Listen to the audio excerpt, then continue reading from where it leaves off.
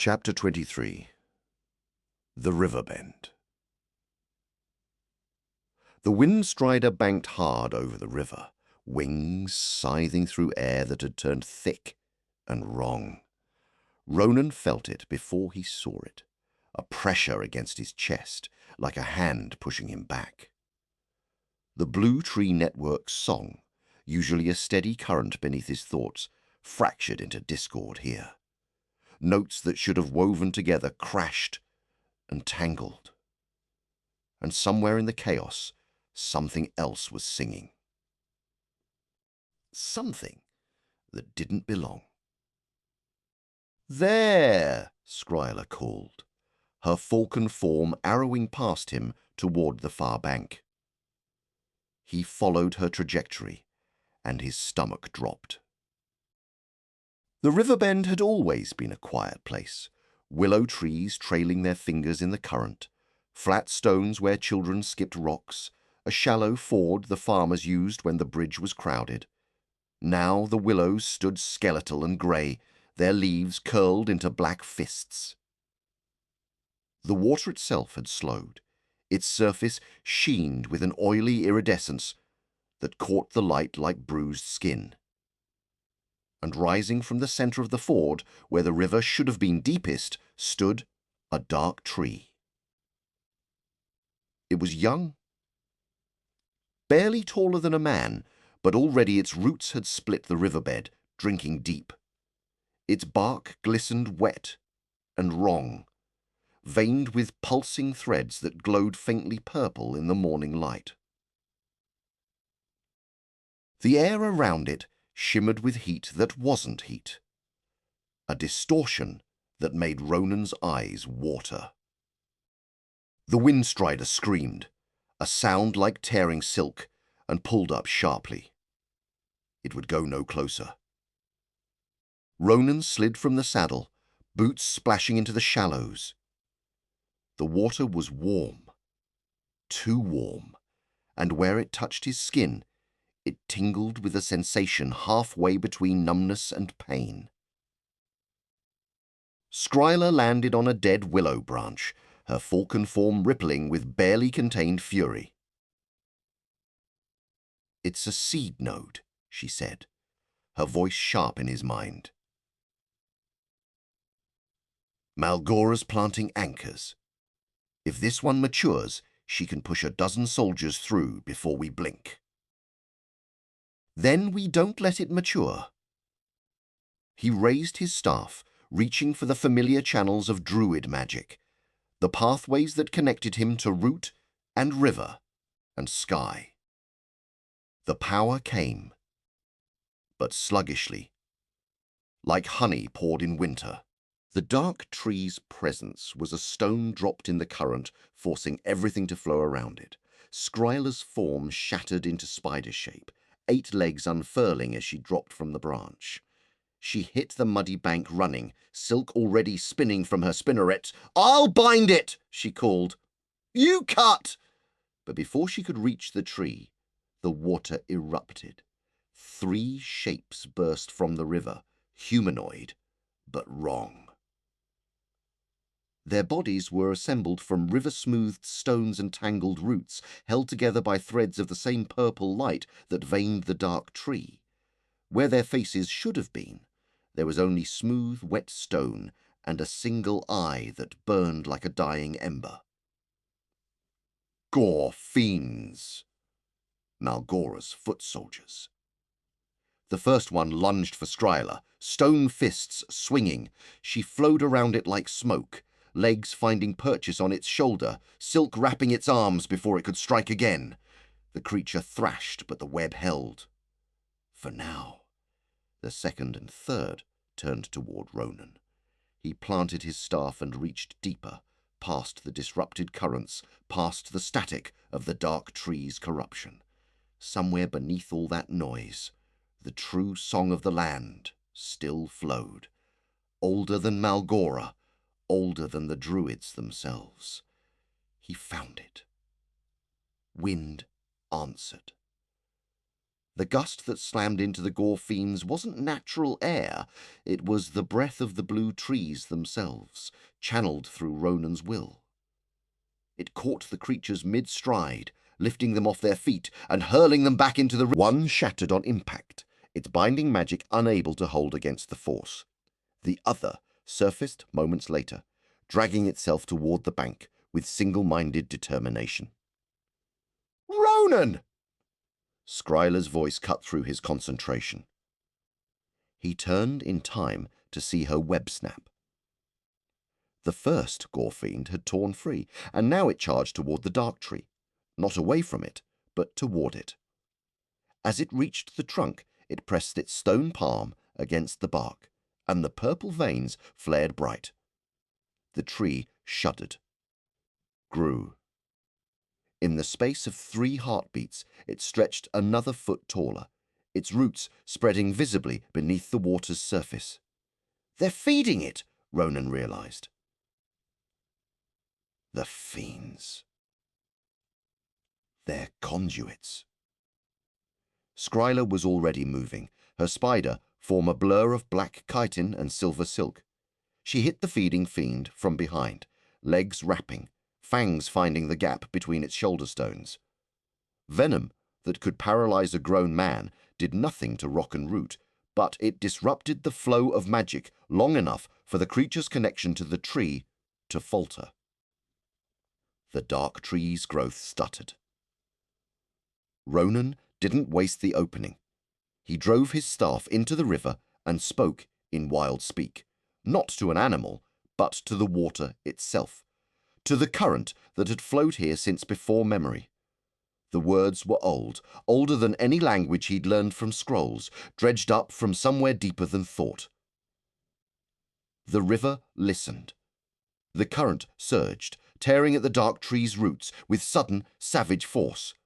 Water that had been sluggish moments before now churned white, ripping at the corrupted bark, washing away the soil that anchored it. The tree screamed. Not with a voice, with magic. A pulse of purple light burst outward, and Ronan felt it hit him like a physical blow. His vision went white. His knees buckled. Somewhere far away, when his sight cleared, the tree was still standing. But it was smaller, weaker. Its bark had cracked, revealing pale wood beneath that steamed where the river touched it. The purple veins had dimmed to a faint glow, and the Gore Fiends were gone, dissolved back into the water, their borrowed forms unable to hold against the current's renewed strength.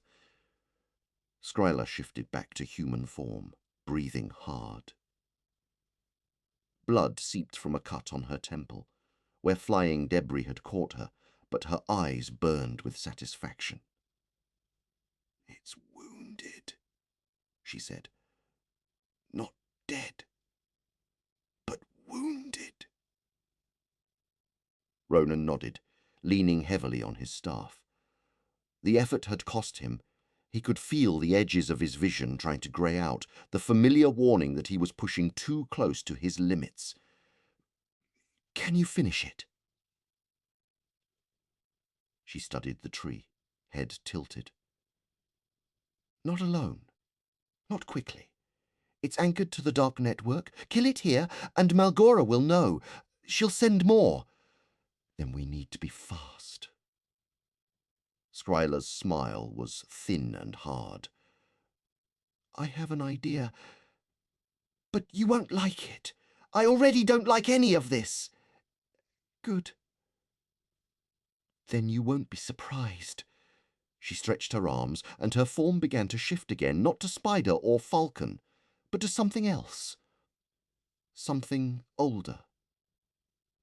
Her skin silvered, then roughened into bark. Her fingers lengthened, splitting into branches. Her feet drove down, becoming roots that bit into the riverbank. She was becoming a tree. Not a dark tree, a blue one, small, young, but unmistakably part of the druid network. Her eyes, still visible in the trunk's surface, caught Ronan's gaze. "Connect me," she said, her voice now coming from the leaves themselves. "Let me sing to it. Let me remind it what it was before. Malgora twisted it." Ronan understood. Every dark tree had once been something else.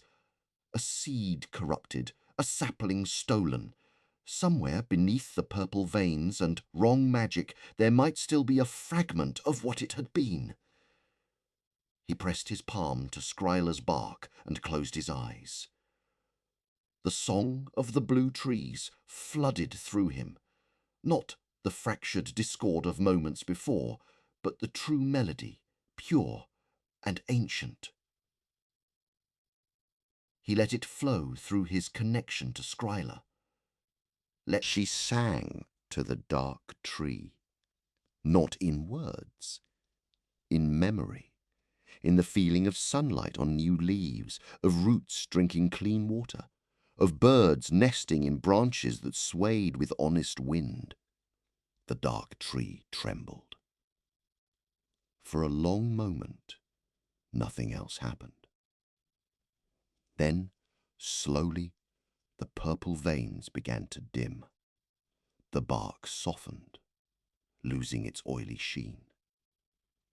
The wrongness in the air thinned, and deep in the trunk, something cracked. A sound like breaking ice, but somehow warmer. A sound like waking up. The dark tree's roots loosened their grip on the riverbed. Its branches sagged, losing their aggressive reach.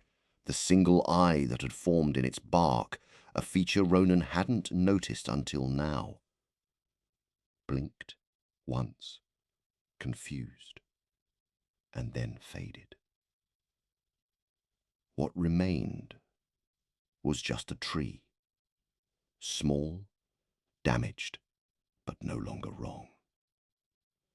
Skryla shifted back to human form, stumbling slightly. Ronan caught her arm.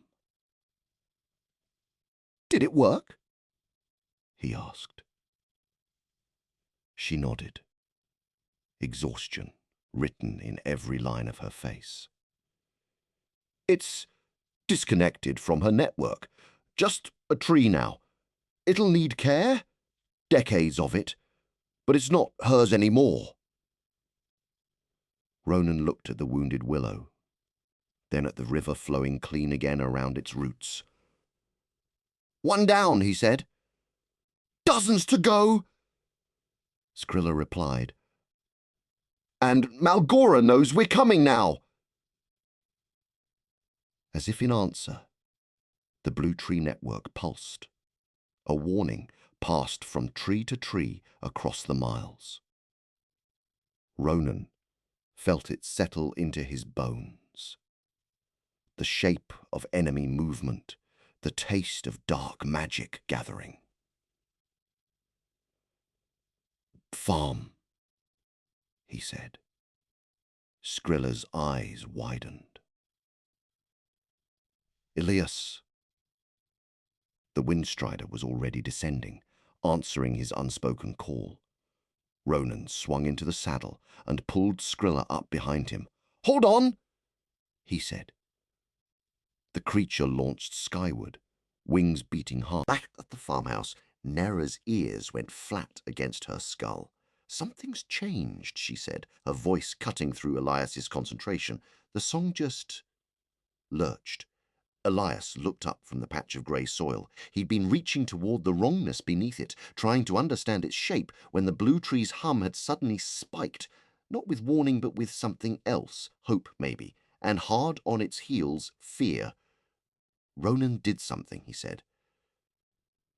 "Something big." "Big tends to have consequences," Nera observed, "usually messy ones." The soil beneath Elias's palm shifted. Not much, just a tremor, a settling.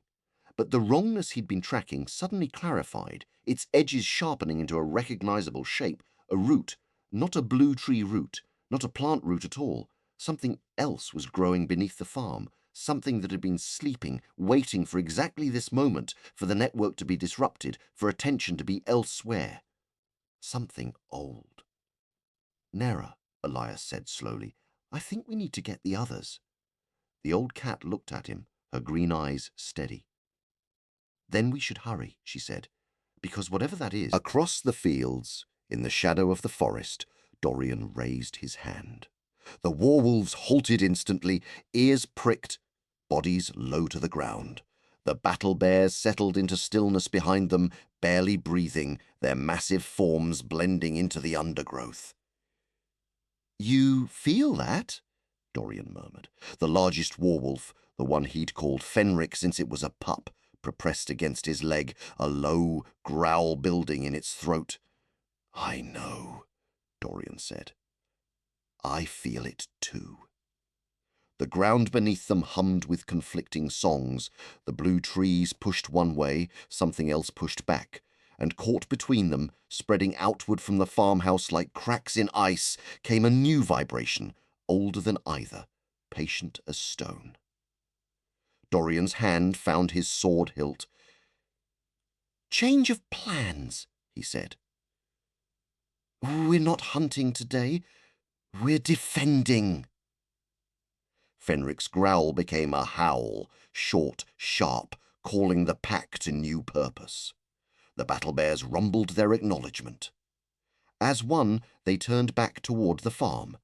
Whatever was waking beneath the fields, on the hill of hives, Allera paused mid-reach, a jar of honey still warm in her hands. "Lauren," she said quietly. He looked up from the basket he was filling, saw her face, and didn't ask questions. He simply set the basket down and moved to her side. "What is it?" "I don't know," she admitted, "but something just changed. The bees?" She tilted her head, listening to the hum that surrounded them. "They're afraid." Bees were many things. Busy, purposeful, occasionally vindictive toward Lauren's nose, but afraid was not usually among them. "We should get back," Lauren said. Allera nodded, already gathering the supplies they'd collected. Her healer's instincts were screaming now, a certainty settling into her bones. Someone was going to need her soon. Someone always did, when the world started to shake. And in the sky above it all, racing toward the farm, with wind tearing at their cloaks, Ronan and Skryla saw what the others couldn't. The blue tree network was lighting up, not with warning now, but with battle readiness. Every tree, touched by the druid's magic, was waking, preparing, reaching toward its neighbors. Something was coming. Something Malgora had planned for this moment. And at the center of it all, tiny and bright and desperately important, the farm waited, home to cats and bees and ordinary people caught in the tide of an ancient war. Ronan leaned forward, urging the Windstrider faster. "Hold on," he whispered to everyone he couldn't see. "We're coming." The ground below rushed past, green and gold and shadow, and somewhere beneath it, something